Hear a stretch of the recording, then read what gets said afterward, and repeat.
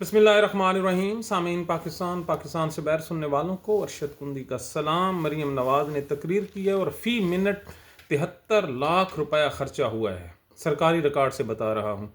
और तहरीक इंसाफ के लिए लाहौर की ज़मीन तंग कर दी गई है। लेकिन ये दो स्टोरीज़ हैं, पहले चलते हैं। मरीम नवाज ने जो 73 लाख रुपया फ़ी मिनट तकरीर की है, ये स्टोरी आपके सामने रखते हैं।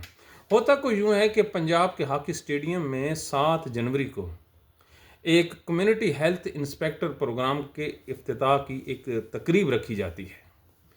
इस तकरीब के लिए पंजाब भर की जो लेडी हेल्थ वर्कर है, जो हेल्थ से मुतल्लिका जो मुलाजमीन हैं, उनको पूरे पंजाब से बज़रिया डीसी और एसी तलब किया जाता है कि अगर कोई लेडी हेल्थ वर्कर बेचारी घर रही या लाहौर ना पहुंची तो उसे डिसमिस फ्राम सर्विस कर दिया जाएगा।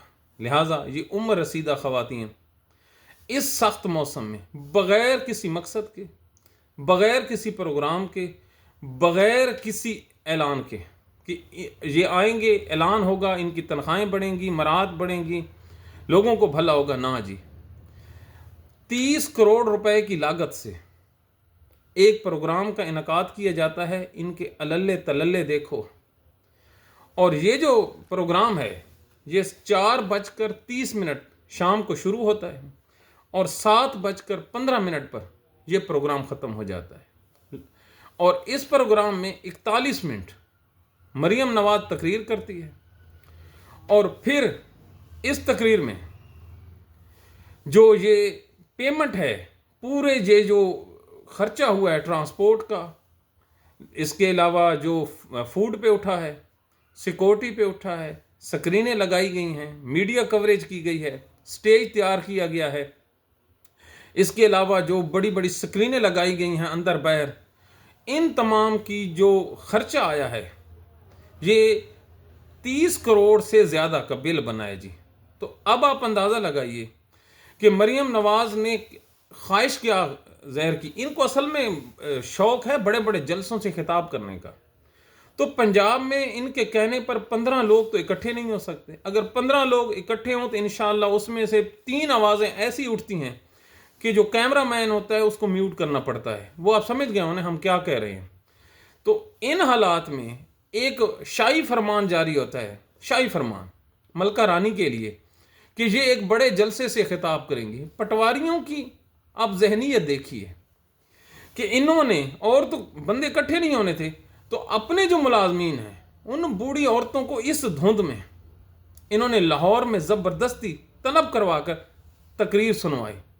और मजाल है पाकिस्तान के मीडिया ने किसी रिपोर्ट किया हो, किसी ने रिपोर्ट किया हो कि ये पाकिस्तान के साथ, ये पंजाब के साथ वारदात हुई है। और कर्ज़ों में डूबा मुल्क, कर्ज़ों में डूबा मुल्क एक महारानी की तकरीर के लिए 30 करोड़ रुपए का टीका लगा के चला गया। अब इससे इनपुट आउटपुट क्या हो गया? हमारे पास वीडियोस मौजूद हैं।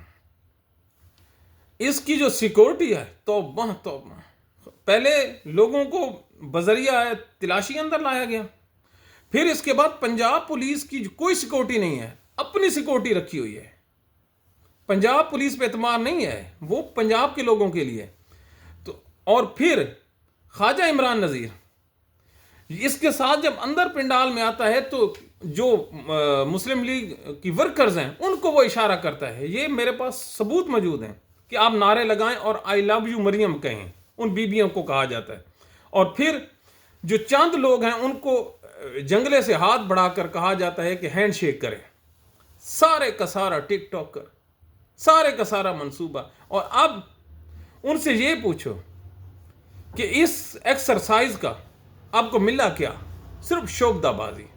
तो कल ये जो DGISPR ने प्रेस कॉन्फ्रेंस की है, क्या दहशतगर्दी सिर्फ यही होती है कि आप हाथ में वेपन उठा लें और बंदों को मारना शुरू कर दें? क्या ये माशी दहशतगर्दी नहीं है? वो कौन जो हर रोज कर्जों पे पल रही है और जिसकी तनख्वाहें कर्जों के पैसे से आती हैं, उनकी वजीर आला के लिए ना उसकी तकरीर का मुंह है, ना सिर है, लिखी हुई है, वर्के पे वर्के मार रही है, اور اس کے لیے آپ لوگوں نے اتنا بڑا جو ہے اشکار کھڑا کر دیا. تو یہ ہے، اس کو کہتے ہیں حب الوطنی. تو یہ حب الوطنی آپ لوگوں کو مبارک ہو. خدا کے لیے اس ملک پر رحم کریں کہ صرف تحریک انصاف والے رہ گئے ہیں آپ کی مار کھانے کے لیے. تحریک انصاف سے یاد آیا، آج محمود خان اچکزئی اور راجہ ناصر عباس آ رہے ہیں لاہور میں. ان کے قافلے کو تو جی ٹی روڈ پہ روک لیا گیا ہے، اس پہ پروگرام کرتے ہیں. لیکن جو رات کو انہوں نے لاہور میں پنجاب پولیس نے ظلم اور بربریت دکھائی ہے، ایک آدمی پی ٹی آئی کا انہوں نے قتل کر دیا. یار وہ ہوتا ہے کہ راشد یوسف والد محمد یوسف، یہ ہنجروال کا علاقہ ہے، اس کے گھر میں پولیس جا پہنچتی ہے. جی یہ جس کو اٹھاتے ہیں اس پہ سیدھا دہشت گردی کا پرچہ ہے. تو ان کے اس رویے کی وجہ سے وہ رات کو اب قتل ہو جاتا ہے. پھر لے کے بھاگتے ہیں اسے جنو ہاسپٹل میں. جنو ہاسپٹل میں کیا وہ بیچارہ فوت ہو گیا. وہ ابھی جو ہے محمود خان اچکزئی تو نہیں پہنچا لاہور میں، انہوں نے جنازہ دفنا دیا. یہ اور اس کے علاوہ رات کو انہوں نے 550 جو لوگ ہیں پی ٹی آئی کے، ان کو انہوں نے گھروں سے اٹھا لیا ہے. کوئی پوچھے کیوں تو وجہ ہی کوئی نہیں ہے، بس ایک جماعت ہے آگے آئی ہوئی ہے اور اس پہ اٹیک در اٹیک. اگر کوئی بات کرے تو سیدھا سیدھا کہہ دیتے ہیں یہ دہشت گرد ہے. کیا بات ہے پاکستانی، کیا انصاف کر رہے ہو پاکستان کے ساتھ کہ سانس لینا بھی محال ہے. اب ایک بلوچستان جو شورش زدہ ہے، جس کے لوگ پہلے ہی کہتے ہیں کہ پنجاب والے ان سے انصاف نہیں کرتے، ان کا ایک بندہ جی ٹی روڈ سے آ رہا ہے تو کیا موت پڑتی ہے جی پنجاب کو؟ کیا حکومت الٹنے لگی ہے؟ اتنے ہی کمزور تھے تو پھر آپ بیٹھے کیوں ہیں؟ ان کو جی ٹی روڈ پہ روکا.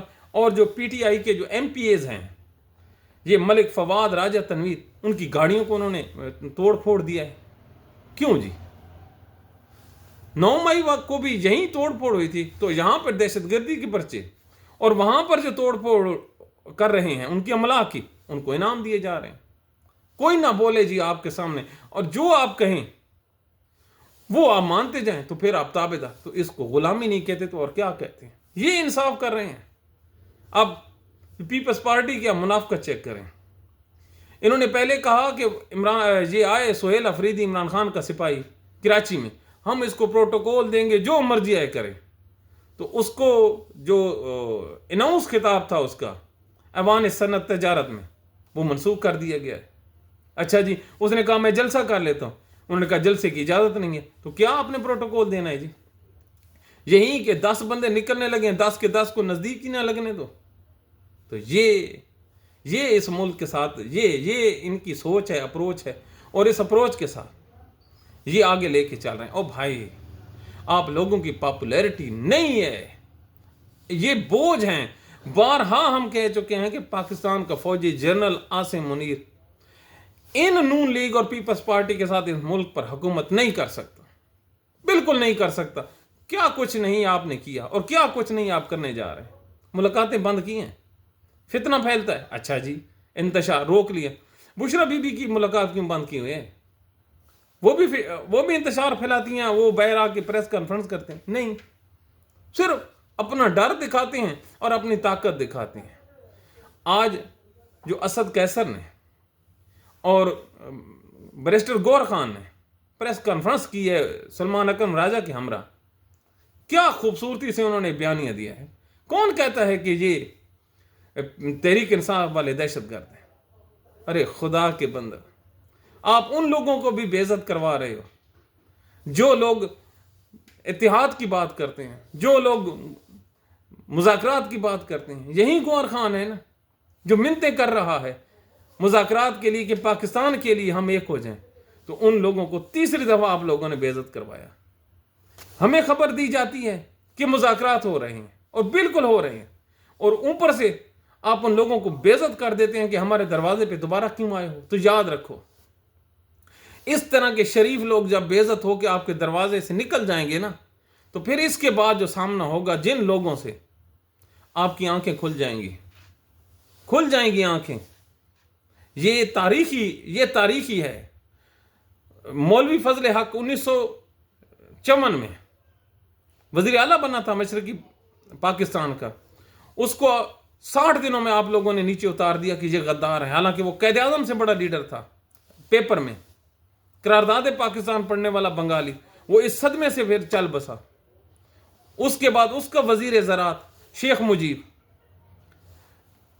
آپ کو نہیں برداشت ہو رہا تھا مولوی فضل حق نا، تو جو عوامی لیگ کا صدر بنا پھر شیخ مجیب، اس نے پاکستان کو ٹھوکا کہ نہیں ٹھوکا؟